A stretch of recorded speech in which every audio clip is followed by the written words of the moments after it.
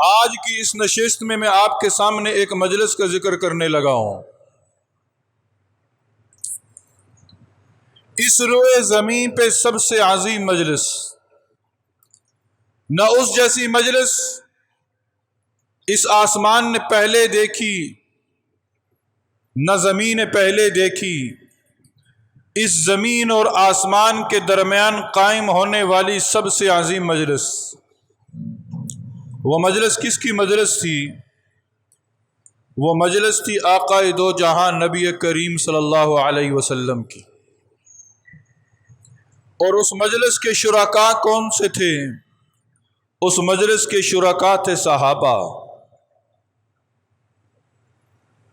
بڑی عظیم مجلس ہے، اور اس مجلس کے اندر کیا گفتگو ہوئی، وہ گفتگو بھی بڑی عظیم ہے۔ اللہ رب العزت اپنے حبیب کو ارشاد فرماتے ہیں وَاصْبِرْ نَفْسَكَ مَعَ الَّذِينَ يَدْعُونَ رَبَّهُمْ بِالْغَدَاةِ وَالْعَشِيِّ يُرِيدُونَ وَجْهَهُ۔ ایک موقع پر اللہ تعالیٰ اپنے حبیب کو یہ حکم دیتے ہیں کہ اے میرے حبیب، اپنے آپ کو روکے رکھ، اپنے آپ کو بٹھا ان لوگوں کے پاس جو صبح و شام اللہ کا ذکر کرتے ہیں، جو صبح و شام اللہ کا ذکر کرتے ہیں۔ تو اللہ کا ذکر کرنے والوں کی مجلس میں بیٹھنا یہ سنت نبوی ہے۔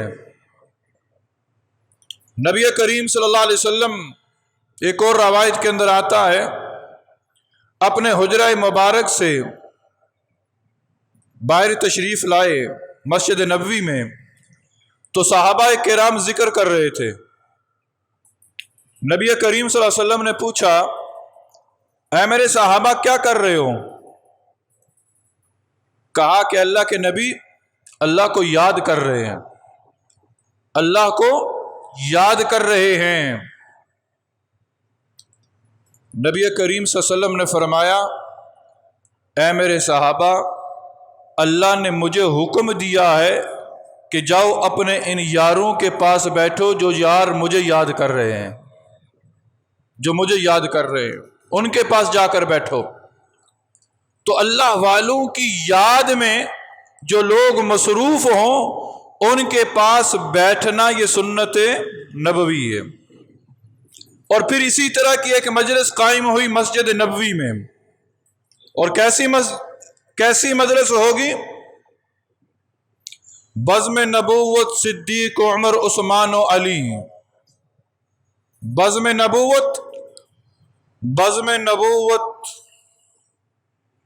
نبوت صدیق عمر عثمان و علی، چاروں یار ستارے ہوں گے، بیچ میں چاند چمکتا ہوگا۔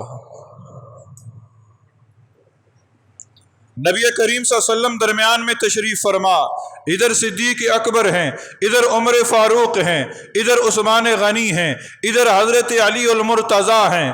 گفتگو جاری ہے۔ گفتگو کے اختتام پر جبرائیل امین بھی تشریف لاتے ہیں، اور جبرائیل امین بھی گفتگو فرماتے ہیں، اور جبرائیل امین کی گفتگو کے اختتام پر رب تعالی جبرائیل کے ذریعے پیغام پہنچاتے ہیں، جا جبرائیل میرے حبیب اور ان کے یاروں کو جا کے بتا دے کہ آج رب بھی اس مجلس میں گفتگو کرنا چاہتا ہے۔ یہ ایسی عظیم مجلس، اور اس مجلس کے اندر بیان کیا ہوا، گفتگو کیا ہوئی؟ نبی کریم صلی اللہ علیہ وسلم صحابہ کی مجلس میں، اور آقا دو جہاں نبی کریم صلی اللہ علیہ وسلم نے فرمایا اے میرے صحابہ، تمہاری اس دنیا میں سے اللہ رب العزت نے مجھے 3 چیزوں کو پسند کروایا ہے۔ یہاں الفاظ پر غور کیجئے۔ نبی کریم صلی اللہ علیہ وسلم نے فرمایا اے میرے صحابہ، تمہاری اس دنیا میں سے رب تعالیٰ نے مجھے 3 چیزوں کو پسند کروایا ہے۔ پتہ یہ چلا کہ نبی کریم صلی اللہ علیہ وسلم کے دل کے اندر اس دنیا کی کوئی محبت نہ تھی، وہ دنیا سے کنارہ کش تھے، اس لیے تو انہوں نے فرمایا کہ تمہاری دنیا میں سے مجھے 3 چیزوں کو پسند کروایا گیا۔ پہلی چیز کیا؟ نبی کریم صلی اللہ علیہ وسلم نے فرمایا کہ اس دنیا میں سے مجھے خوشبو بڑی پسند ہے، خوشبو پسند ہے۔ دوسری چیز نیک بیوی، تیسری چیز نماز میری آنکھوں کی ٹھنڈک ہے۔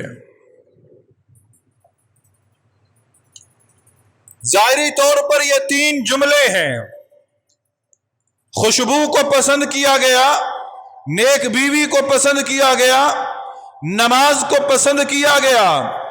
ظاہری طور پر میرے اور آپ کے لیے یہ 3 جملے ہو سکتے ہیں، لیکن اگر ان 3 جملوں پر غور کیا جائے تو آقا دو جہاں نبی کریم صلی اللہ علیہ وسلم نے پورے دین کو بیان کر دیا ہے۔ پورا دین بیان ہے ان 3 چیزوں کے اندر۔ خوشبو کو پسند کیا گیا، خوشبو لگتی ہے ظاہر پر، پتہ یہ چلا کہ تمہارا ظاہر پاک ہونا چاہیے، ظاہر خوبصورت ہونا چاہیے، ظاہر ایسا ہونا چاہیے کہ تمہارے ظاہر سے دنیا والوں کو گھن نہ آئے، تمہارے جسم سے بدبو نہ آئے، تمہارے جسم سے خوشبو آئے کہ ہر بندہ تمہیں اپنے پاس بٹھانے کو ترسے، یہ تمہارے پاس بیٹھنے کو ترسے۔ جب تم کسی مجلس میں جاؤ، محفل میں جاؤ تو تمہیں کوئی روکے نہ، یا تم جس مجلس میں خوشبو لگا کے بیٹھے ہو اس مجلس میں بیٹھنے کے لیے لوگ خوش ہوں۔ خوشبو کا تعلق ظاہر کے ساتھ، ظاہر تمہارا پاک ہونا چاہیے۔ نیک بیوی، بیوی نیک ہوگی، سوچ پاک ہوگی، سوچ پاک ہوگی، دل پاک ہوگا۔ بیوی نیک ہوگی، بیوی نیک ہوگی، سوچیں پاک ہوں گی، سوچیں پاک ہوں گی، دل پاک ہوگا۔ جب ظاہر پاک ہوا خوشبو لگا کر، باطن پاک ہوا نیک بیوی لگا کر، نیک بیوی لا کر، تو اللہ رب العزت ایسے ہی لوگوں کے بارے میں تو کہتا ہے ان اللہ یحب التوابین ویحب المتطہرین۔ دل پاک ہو تو کیا ہوتا ہے؟ توبہ کرتا ہے نا بندہ۔ دل پاک ہو، سوچیں پاک ہو، اللہ کی طرف رجوع ہوتا ہے۔ جب رجوع اللہ بھی ہوا اور انسان کا ظاہر بھی پاک ہوا تو اللہ رب العزت فرماتے ہیں میں ایسے بندے سے پیار کرتا ہوں۔ بے شک اللہ یحب التوابین، توبہ کرنے والوں کو پسند کرتا ہے، وہ یحب المتطہرین، اور اللہ تعالیٰ پاک لوگوں کو پسند کرتا ہے۔ اور پھر فرمایا نماز پڑھو گے تمہارے معاملات سدھریں گے، معاملات ٹھیک ہوں گے۔ ان الصلاۃ تنہی عن الفحشاء والمنکر، بے شک نماز بے حیائی اور بری باتوں سے روکتی ہے۔ نماز پڑھو گے، بے حیائی اور بری باتوں سے رکو گے، دل تمہارا نیک بیوی کی وجہ سے پاک ہوگا اور ظاہر تمہارا خوشبو کی وجہ سے پاک ہوگا۔ جب یہ ساری کیفیات تمہیں نصیب ہو جائیں گی تو تمہیں رب کا قرب نصیب ہو جائے گا، رب کا قرب نصیب ہو جائے گا۔ اور یہی دین کا خلاصہ ہے کہ ہم دین پر اتنا چلیں کہ ہمیں رب کا قرب نصیب ہو جائے، ہمیں رب کا قرب نصیب ہو جائے۔ اور رب کا قرب کیسے نصیب ہوگا؟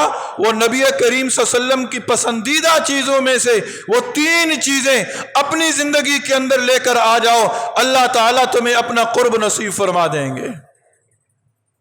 نبی صلی اللہ علیہ وسلم کی گفتگو ختم ہوئی، صدیق اکبر رضی اللہ تعالی عنہ تشریف فرما ہے۔ فرمایا اللہ کے نبی جب آپ نے 3 چیزوں کا اظہار کیا کہ مجھے 3 چیزیں پسند کروائی گئیں تو اے اللہ کے نبی میرا دل بھی چاہتا ہے کہ میں بھی اپنی پسندیدہ چیزوں کا اظہار کروں۔ نبی صلی اللہ علیہ وسلم نے فرمایا ہاں جبرائیل بتائیے، ہاں صدیق بتائیے۔ حضرت صدیق اکبر رضی اللہ تعالی عنہ نے فرمایا اے اللہ کے نبی، اس دنیا میں مجھے جو سب سے زیادہ چیز پسند ہے وہ یہ ہے کہ نظریں میری ہوں، چہرہ مصطفیٰ کا ہو۔ اے اللہ کے نبی،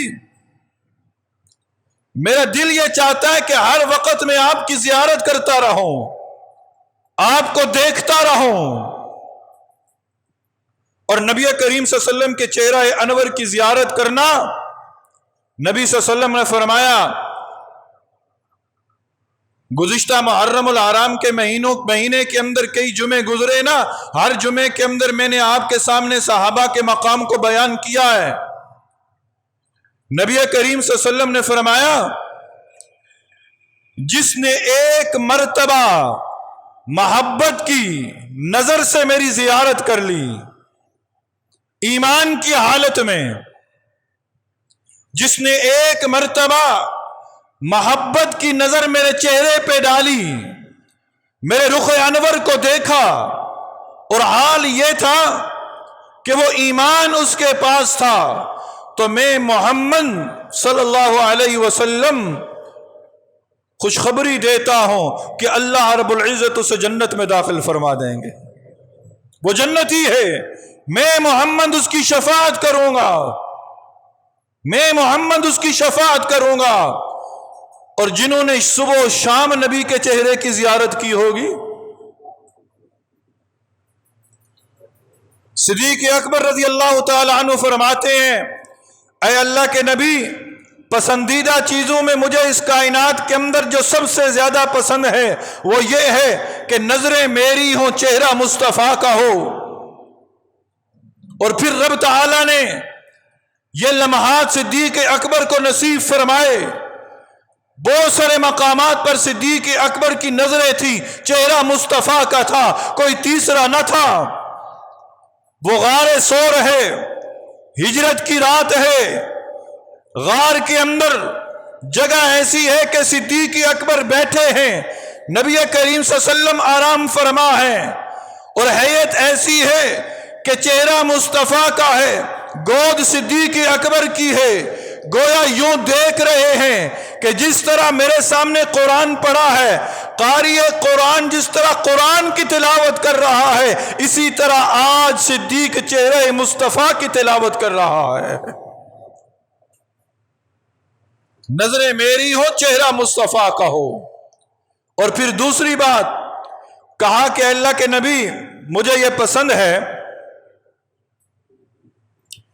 کہ مال میرا ہو اور حکم آپ کا ہو، کہ میں آپ کے حکم پر مال خرچ کرتا چلا جاؤں، مال میرے پاس ہو اور حکم آپ کریں کہ ابوبکر خرچ کر، ابوبکر اللہ کے راستے میں دے، ابوبکر اللہ کے راستے میں لٹا دے، تو اے اللہ کے نبی، میں مال کو خرچ کرتا چلا جاؤں۔ اور پھر تاریخ ہمیں بتاتی ہے کہ صدیق اکبر نے ایسا کر کے دکھایا، صرف لفظوں تک محدود نہ رہے۔ وہ غزوہ تبوک ہے، نبی کریم صلی اللہ علیہ وسلم نے چندے کی اپیل کی، صدیق اکبر گھر کا سارا سامان لے کر آئے، یہاں تک کہ دیوار پر بھی ہاتھ مارا کہ سوئی باقی نہ رہے۔ صدیق بھی مال لے کر آ رہے ہیں، عمر بھی مال لے کر آ رہے ہیں۔